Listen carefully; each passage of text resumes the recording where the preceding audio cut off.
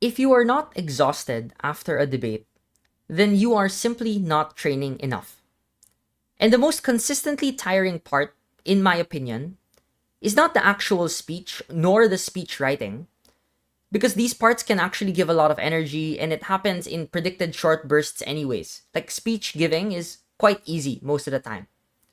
But it is the continuous listening that requires a lot of mental energy.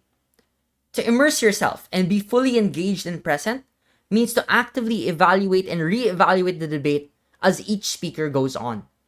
And you're juggling a lot of things in this process. Understanding what they are arguing, relating it to potential responses that you can say, and observing the dynamics of the round so that you can position yourself better. So here are a few ways to exercise your listening skills on your own.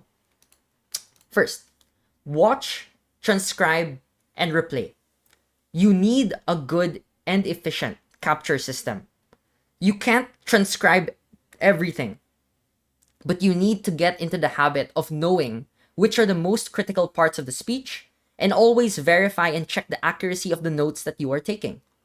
When you are reviewing videos on your own, after the first playthrough of a speech, ask yourself, what was the main mechanism of their argument? What was the demonstration that they used? How did they characterize X actor? Get the exact way that they phrase these particular claims, as it makes it much easier for you to respond to these later. The key thing here is that you want to get into the habit of thinking actively, and this begins from your own prep outside of debates first.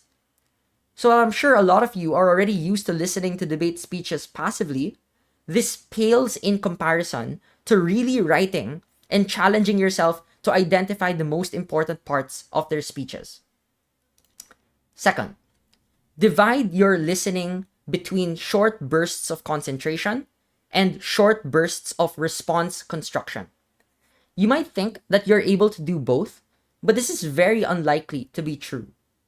The best debaters know when to put down the pen and listen intently to their opening team at a crucial juncture so that you can assess whether you can still run a particular extension or not.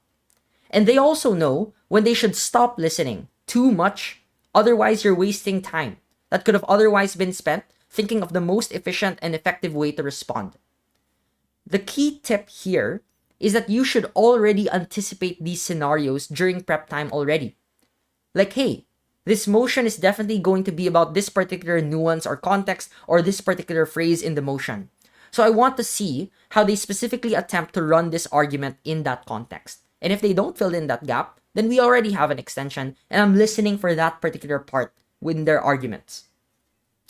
Lastly, before every speech of another speaker, train yourself to already have one POI prepped, and then practice continuously revising the POI as the speech goes on.